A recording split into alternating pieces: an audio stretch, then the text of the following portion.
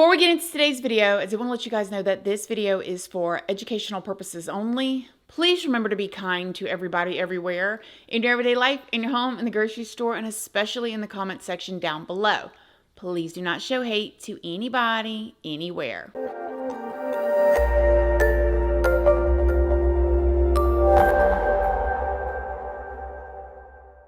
So good morning, good morning, good morning. How is everybody doing today? I hope you all are having an amazing day. I hope you all have had a wonderful week so far. I hope you guys are ready for another video. I'm pretty excited-ish to do this video because my husband and I watched a Netflix documentary on this story here recently, and we'll talk more about that towards the end. And there was just so many twists and turns, and I was like, man, I have got to get on YouTube and we have to talk about this. So before we get into it, for those of you guys that don't already know, hi, my name is Christina. I do have a second channel, which is Casually Christina. We just do things more casually over there. I also have a Patreon. My Patreon is for 18 and up. Over there, we talk about more personal stuff. We go live over there, and I have a $2 tier where all of the true crime stuff that cannot go onto YouTube due to their terms and policies, that goes over on my Patreon under the $2 tier. I am also on Facebook, Snapchat, Instagram, and I'm on Like to Know It. On Like to Know It is where you can find links to a lot of the products I use, like hair stuff, my clothes, earrings, and stuff like that. You can find a lot of those links over on my Like to Know It.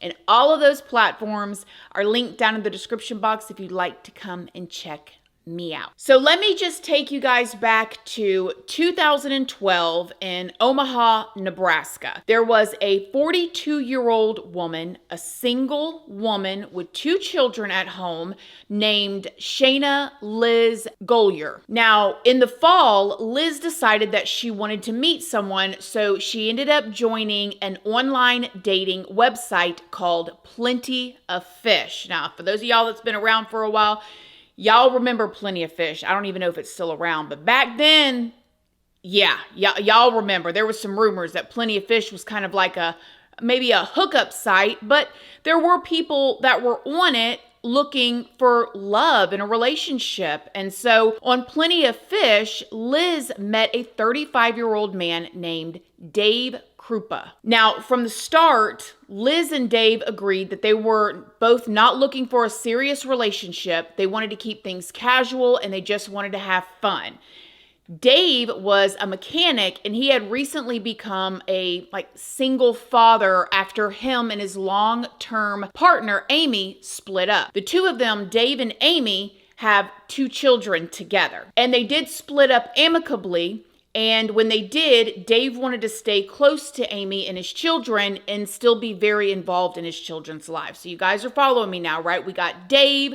He was with his partner Amy for, I believe it was 12 years. They've got 2 kids together. They grow apart. They split up. They still stay friends for the children. Dave is an active participant in his children's life.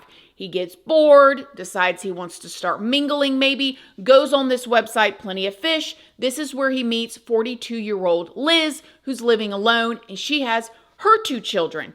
They both decide, we're just going to have fun. We're going to go out, we're going to drink, we're going to party, we'll stay the night with each other, but we're not into anything serious. Now, Liz and Dave started spending quite a bit of time together, and both of them were, I guess, really enjoying themselves. They would go out to all these bars together, and then a lot of the times they ended back up at Dave's place by the end of the night. However, one day when Dave was at work, a 37-year-old woman named Carrie Farver showed up to have her car looked at. Now, Dave would say in an interview that as soon as Carrie pulled up, he was like, wow, she is beautiful. So she pulls up, her car's having issues. He's a mechanic. He gets out to talk to her, and he's like, wow, she's really beautiful. Well, he would go on to say that he did not get a chance to ask her out that day.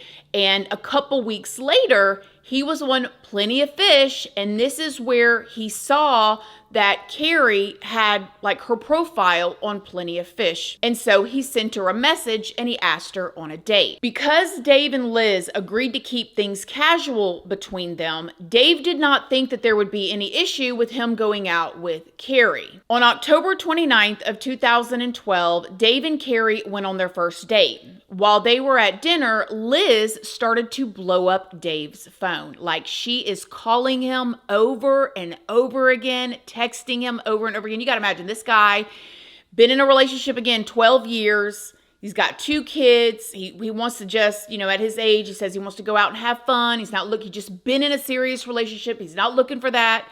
Gets with Liz, having a good time. She agrees. He goes on his first date with somebody else, and he's sitting at dinner, and his phone is just blowing up. So finally, Dave responds to Liz, and he said that he was on a date and that he could not talk. Now, this made Liz very upset. After Dave and Carrie were done eating dinner, the two of them decided that they were going to go back to Dave's apartment to hang out. Now, as soon as they walked through the door, Dave's doorbell rang. So his phone was blowing up at dinner. He thinks, I talked to her, whatever. He's entertaining this new lady, Carrie, takes her home to his house. They're going to watch a movie, Netflix and chill, whatever. And as soon as they walk in the door, ding dong, it was Liz. She had been crying. She was like visibly upset. And she told Dave that she wanted to get her stuff from inside of his apartment. Now, obviously, this situation was very awkward for Carrie, and so she decided to leave and go back home. But she told Dave to come to her house and meet up with her after he was done dealing with Liz, like this crying woman at the door wanting to get her little bit of belongings out of his apartment. She was like, okay, just call me when you're done. Come over to my house and hang out. On her way out, Carrie briefly passed by Liz. The two of them did not speak to each other, and they did not even make eye contact. A couple weeks later, on the night of November 12th, Carrie spent the night at Dave's. Carrie had to be at work early the very next morning, and since Dave's apartment was only a couple blocks away from her office, she decided she would just spend the night and stay over. Now, Dave had to be at work that same morning, but he had to be into work earlier than Carrie did.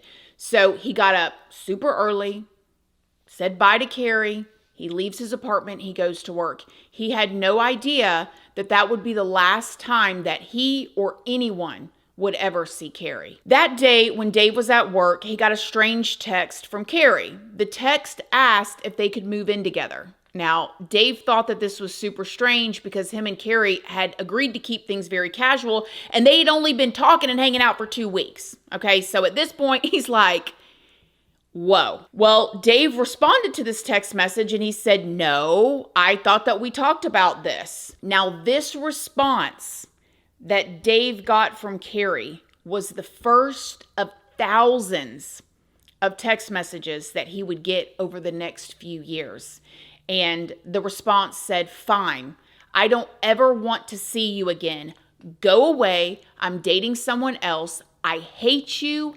F you, and so on. Now, Dave was absolutely shocked at Carrie's reaction. He thought that this was super unlike her, and he thought that she had a really sweet and kind personality, and she had never shown any kind of behavior like this before. Since they had been hanging out, she didn't seem overly jealous. They seemed to both have an understanding. He knew that she was a young mother, and so from a very young age, he described Carrie, from what he knew of her during that time, that she had developed a very kind and a patient heart, and it was just what he thought would have been out of character for her, but he didn't know what else to do, so he just assumed, okay, things were over between them. However, these text messages kept coming to him from Carrie's phone, and they were very threatening and bizarre and scary. Now, around this same time, Carrie's mother got a text message from her saying that she got a new job in Kansas and she would be back for her son once she found somewhere to live. Nancy, Carrie's mother, she thought that this was very strange.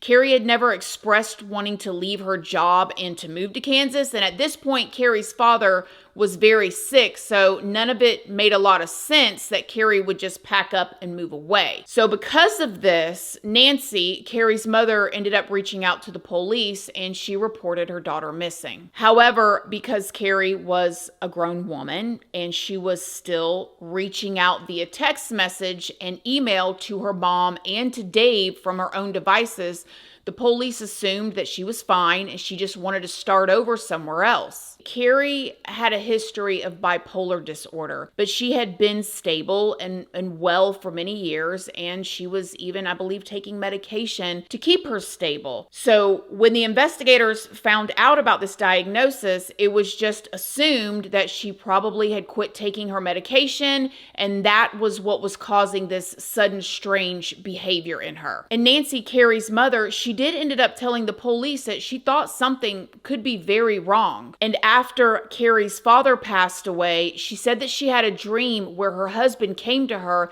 and told her that Carrie was with him. Now, can you guys imagine how crazy that would be? Okay, you're a mother. At this point, you are raising your grandchild kind of out of the blue, right? Your daughter, who you love very much, who's had some mental struggles in her life, just up and disappears and says that she's leaving and that she'll be back for her kid at some point. And then your husband at the time is very sick. The father of her, he passes away. And then your dead husband comes to you in a dream and tells you, hey, Carrie's up here with me. Like, whoa. This made Nancy believe that there was a chance that Carrie could have already passed away. Nancy expressed those beliefs with the police, but they insisted that everything was fine. I mean, can you really imagine? Like, she's coming up to the cop station and saying, listen, my husband came to me in a dream and he said she was up there. They're like, okay, ma'am, listen. Everything's fine. I see the text messages she's sending you. She just ran off. She's off her meds, whatever. Now, it wouldn't be for another 3 years that the new investigators took Nancy's suspicions very seriously. During this whole time, while all of this is going on, Dave is continuing to receive obsessive, threatening messages from Carrie. Liz, the first chick that he was with that we talked about, she reached out to him and she ended up telling him that she was getting harassing text messages and emails as well from Carrie, and that her car had even been keyed. I mean, seriously been keyed. And mind you, this really scared Liz. I mean, Liz was at this point coming to Dave because Liz lived at home with her 2 children, again, as a single mother, and she was getting afraid that this crazy ex-fling that he had with Carrie, like she was going to come and end up hurting her and her kids. So this made Liz and Dave closer. They bonded over this and even started to rekindle their relationship. Dave would go on to say that him and Liz would be hanging out on the couch watching TV when he and Liz would both start getting these crazy text messages from Carrie.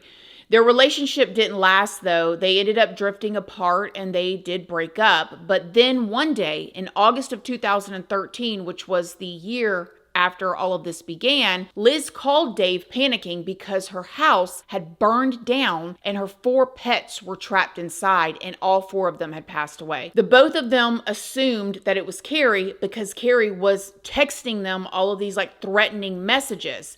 And their assumptions were seemingly confirmed when, after they hung up with each other, Dave got a text from Carrie saying, "I'm not lying. I set that nasty beep's house on fire." The text also said that she hoped that the beep and her kids passed away in the fire. This brought Liz and Dave back together again, or at least for a while. They stayed together for a while, but then they ended up breaking up in November of 2015 because of these harassing text messages and emails were getting worse and worse and worse. And it seemed to get to the point that Carrie was not only stalking Dave, but he was also stalking Dave's ex, Amy. So remember in the beginning, we talked about Amy that he was with for, I believe, 12 years, that he had 2 kids with. So now Carrie is reaching out to Amy as well. Now, at this point, Amy was pretty terrified. I mean, she was even at the park one day with their 2 kids, and she was getting these text messages from Carrie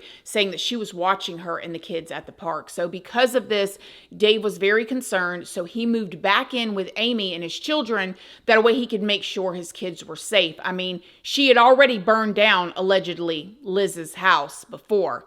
Now, coincidentally, Liz came back around this time and claimed to be getting harassing text messages as well.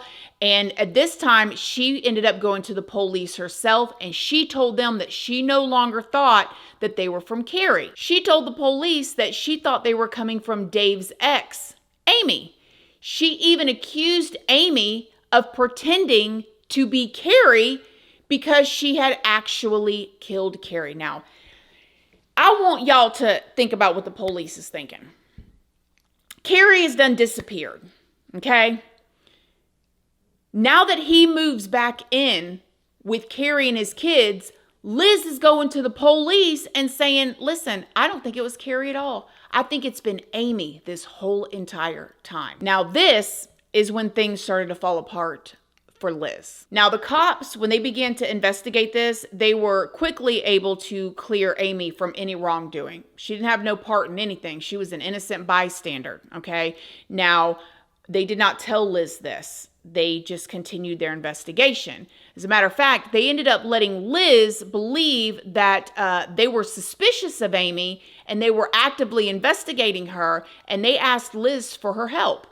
They told Liz that they couldn't arrest Amy without more evidence, but really they were super suspicious of Liz because an employee from their tech department had been going over a download of Liz's phone when he noticed that there was a photo of Carrie's car on it from after she went missing. When the investigators found this photo of Carrie's car after she went missing on Liz's phone, she became the prime suspect in Carrie's disappearance. Even though the investigators found this photo, they did not let Liz know this. Liz still thinks she's helping the investigators bust Amy. So after she talked to them, she immediately goes home and starts forwarding emails and text messages that were supposedly from Amy, Dave's ex. Now, these text messages and emails that Liz was forwarding to the police had very intricate details about what happened to Carrie. So this woman is sending these emails to the police like Amy sent them to her with a whole plan laid out about what happened to this missing woman, Carrie. They said that Carrie hadn't actually moved away at all, but she had been murdered. These emails also said that Carrie was stabbed 3 to 4 times and stuffed in a garbage bag.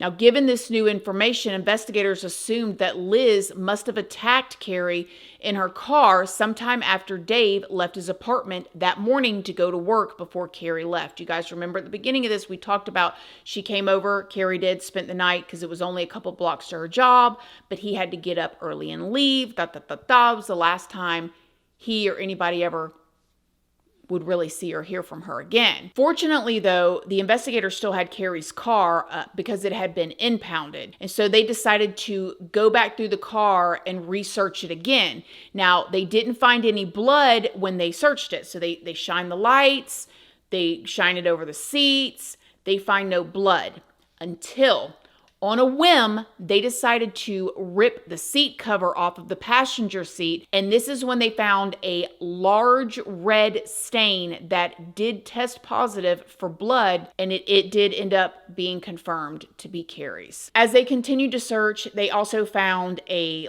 little mint can in Carrie's car. And there was a single fingerprint on it that matched Liz. This is when the investigators realized, holy cow, this was the crime scene, Carrie's literal car. This gave the investigators hope. They were excited. They were like, okay, we're going to get this solved. But this still, at this point, this was not enough to just go out and arrest Liz. So they kept telling Liz that they needed more incriminating evidence from Amy to hopefully trick Liz into confessing more details. This is when things took a totally different turn and became even more scary. So in December of 2015, Liz called 911 from Big Lake Park to report that Amy had shot her in the leg. Listen to this. 911, what's the address of your emergency? I've been shot in the leg. Okay. Is the assailant still nearby? I don't think so. I took off running. How many people were there? Oh, I don't know. I only heard one. Do you know if it was male or female? A female. Is there more than one wound? I think it was one. They shot off a couple of shots. They only hit me with one, I think.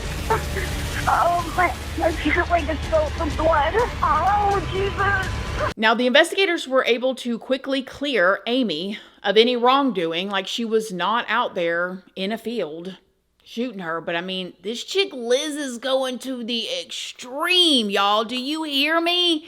But the police did not tell Liz that they cleared Amy. They're still talking to Liz, making Liz think that they got Amy, they're on to her, but they were trying to tell Liz that they needed more evidence against Amy, hoping that Liz would, come up with some more emails that would have the evidence in it to basically arrest Amy. This is what they're telling Liz. Then that same IT employee that found that photo in Liz's phone of Carrie's car came across what was said to be a mountain of evidence against Liz that was on her phone, it was on her tablet, and also on an old SD card that Dave had found in his storage unit from when Liz was still living with him. They found that Liz had sent over 15,000 emails and up to 50,000 text messages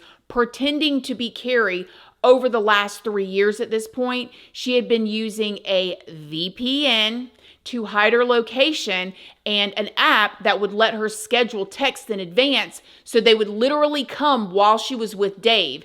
As if this wasn't enough, they also found a deleted photo of a foot with a tattoo on it that matched Carrie's tattoo. The picture of the foot appeared to show the foot post-mortem. So basically, it was a photo of Carrie's foot after she died. Before we go any further into this, I want to say this again because I want this to sink into you guys. 50,000 text messages. 50,000. 15,000 emails. She was hiding behind a VPN to hide her IP address, and she had them with some sort of app. So when she would be with Dave, they'd both be getting blown up with these messages like, you want to talk about crazy, and I know a lot of people don't like that word, but I don't know what else other word to use, honey, because that is all I can think of. You talking about nutty. Oh my gosh, who even thinks of something like that? Who has the time? 50,000 text messages? Oh my gosh, I can't even hardly respond to the ones that I got. Anyways, they ended up bringing Liz in for questioning, and of course, she denied everything. We have your prints in the car, her phone at your house, you using multiple email accounts, creating all these different social media sites. I haven't created any emails. They're coming from you. No, they're not. All these have been coming from your they're not. house. And I'm not going to be accused of something that I didn't do. The finger's pointing right at you. Then I'm done talking, and I'm going to have my attorney, because I didn't do anything. But it didn't really matter what she denied, because on December 22nd of 2016, Liz was arrested and she was charged with first-degree murder for Carrie's death. Now, during Liz's trial, more, as if it wasn't enough already, but more unsettling evidence came to light. As a matter of fact, Carrie's Facebook account continued to be active, like after her murder, making posts and sending messages. This woman was on her Facebook, y'all, making posts like she was her. The evidence also showed, however, that the account that was making these posts and sending these messages was actually a fake account created using pictures and information from Carrie's actual Facebook account. The fake account that was making those posts was linked, obviously, back to Liz. And this fake account tried to contact both Carrie's mother, Nancy, and Carrie's teenage son. Pictures from Carrie's original Facebook account were also used by Liz to make fake online dating profiles in Carrie's name. I mean, you can't tell me this woman ain't never cooked a meal for her children, honey. I bet her toilets were absolutely disgusting because there is no way she was taking care of her kids, cleaning her house, working, cooking dinner, and doing all of this. Holy cow. Investigators also learned that 2 days after Carrie went missing, Carrie's employer received a text from Carrie, aka Liz, saying that she was resigning and that she was sending a Shayna Golyar, who was Liz, to replace her. Y'all, can you believe this? She sent a text to the lady's boss saying that she was going to replace her at work. It's just, it's unbelievable. I cannot believe that this really actually happened, but it did. And actually, later that day, Liz filled out an online application, y'all. The absolute nerve of this woman. Also, a few days after Carrie was murdered, Liz pretended to be Carrie and told Carrie's mom, Nancy, to let Liz in Carrie's house to get a bedroom set that she had sold her. Carrie's mom was texted a picture by Carrie, who was Liz, of a check made out to Carrie from Liz as proof, y'all. In 2017, Liz was found guilty and she was sentenced to life in prison without the possibility of parole. Now, Liz still to this day maintains that she's innocent. She says she had nothing to do with Carrie's death. And this is even the crazier part. Carrie's body has still never been found. And you want to know what? Had she not continued on afterwards, she would have got away with this. That is what freaked me out about this whole situation. Now, the Netflix documentary, if you guys don't know, is called Lover, Stalker, Killer. The level of psychopathy to do the things that she did. And again, she would have got away with this had she not continued to push it further. And they still haven't found Carrie's body. Ain't that nuts? All because, first of all, she is next level crazy and evil and a psychopath, in my personal unprofessional opinion. But he met her on a dating website, Plenty of Fish. I know some of y'all's on Tinder out there, and we talk about this every now and then. Y'all better be careful. I just could not believe this. I mean, the text messages alone, 50,000 text messages, but the fact that they still never found her body and that she would have got away with it. I can't take it. Y'all let me know what y'all think. Have y'all seen the documentary? Have you heard about the story? Let me know what you guys think in the comment section down below. Other than that, I love you guys. Thank y'all so much for watching this video, and I will see y'all in the next one. Love you guys. Bye.